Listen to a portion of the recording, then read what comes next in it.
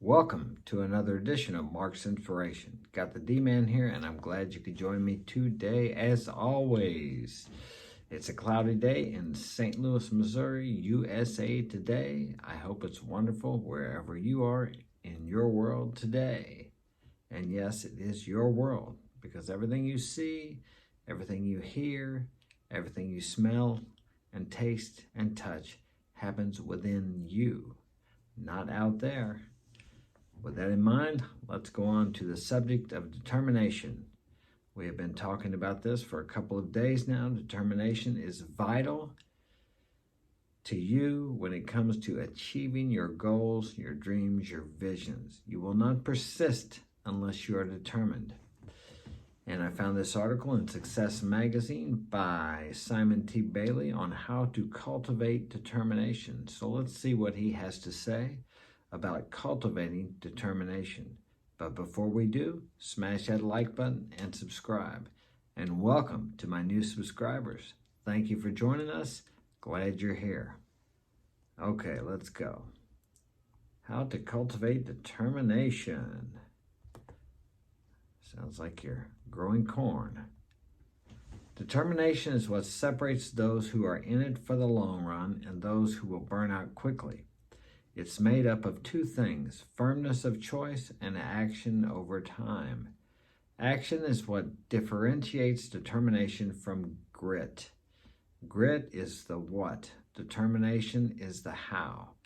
Determination says, I'm going to do this now. I'm going to make the extra call. I'm going to put in the extra reps. I'm going to mention this to my business coach. In an era where we have so much competing for our attention and any number of opportunities to take the easy way through a TV binge, social media, time kill, or a strong drink, determination is harder than ever to cultivate. Like everything, it comes from within inside you, and you can cultivate anything within your mind. If you want to have the consciousness of a determined person, affirm that you are that, over and over and over again. The only people that don't believe affirmations work is the people who didn't do them sufficiently enough times to benefit from them. You can't do affirmations for a day or a week or even a month and expect to see any kind of results. Do you go to the gym in a month and expect to see dramatic results? No, you don't. And if you do, you're disappointed and you quit. And so it is with affirmations and visualizations. Same thing, except it is within and not outside. It's not a physical action, it's more of a mental action. Speaking is physical, but it's still a mental action. Be careful and notice what your inner conversations are saying. Are you calling yourself stupid, dumb, ignorant, slow, not as smart as your friend? You didn't do well in school, so you don't think you can succeed. That has nothing to do with it. What has to do with it is what you decide to do now, what you are determined to do now. Okay, let's go. Tap into past wins. I've discovered over the years that when I've been on the brink of giving up, I then received an email, text, post, or comment from someone who was impacted by my work.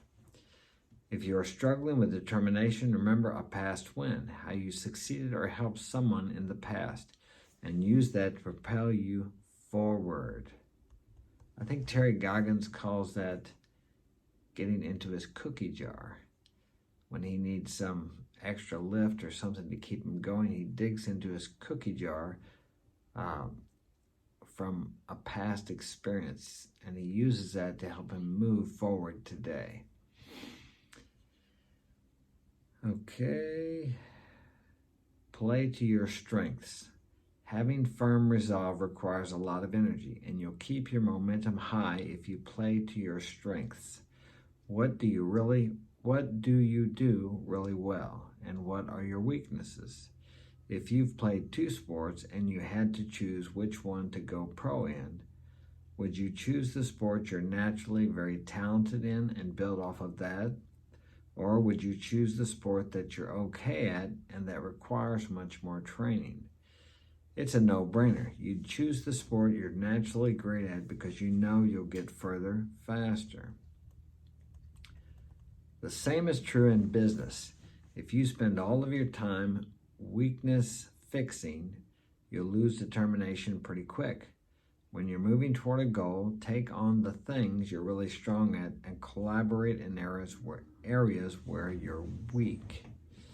If you spend all your time focusing on your weaknesses will become greater. But if you focus on your strengths, which is the opposite of your weaknesses will disappear. They will dissipate into nothingness. You cannot not think of something. You have to replace it with something more positive, a more positive thought. Just like you can't not focus on something. If you try to think, well, I'm not going to focus on it today, I'll guarantee you'll think about it more. But if you think, I'm going to focus on the opposite of what I'm afraid of, for example, then that thing that you fear will disappear and dissipate, or dissipate and disappear, whichever way you choose to look at it. Okay, celebrate small wins. Oftentimes we get so into the work that we forget to reflect and celebrate it. Don't skip this step because it's what gives you the energy to keep going. Small wins over time create bigger opportunities.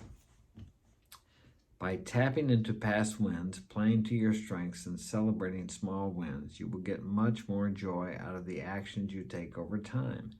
Before you know it, you will have accomplished more than you could ever dream of. Okay. He talks about celebrating small wins. That just goes back to the well-known principle of focusing. Whatever you focus on grows. So if you focus on your small wins, then they become big wins, because if what you focus on grows, then what is small becomes big. In contrast to that, if you focus on your losses and your defeats and your mistakes, guess what you're going to get more of? More losses, more mistakes, more defeats. You have to focus on what you desire in life. Keep your mind on what you want and off of what you don't want. I know it sounds simple, and who was it that said, easier for me to teach 20 men than to be one of the 20 to practice the teachings I teach, or similar to that. I can't remember who said that. Who was that? Shakespeare? It might have been Shakespeare. I'm not sure. But anyway, you get the point. So we must focus on what we want, and that takes determination too. Because your mind is like, what do they call that? Your mind is like it's called the monkey mind. It has a million thoughts going through it daily. Now, it's hard to monitor every thought, but when you catch yourself on a negative train of thinking, you want to get off of that train and think about what you desire. Always keep what you desire in your mind, not as a wanting, begging, I'm never going to get it kind of person thinking like that, but more so as if you already have it. Feel as if you already have your desires. Think about a person who has what you want and act, think, and feel like you think he would feel. And if you don't know what that is, then start reading biographies of successful people. Find out what they did, how they felt, how they acted, what they went through. You say you want success. Are you really determined? Are you determined enough to go through the fire, the character building process that you need, so when you achieve the success, you will not self-sabotage and destroy it? Only you can answer that question. So think about that. That's all we have time for today. Thanks for joining me, and I will see you tomorrow. And welcome again to my new subscribers. Have a great day.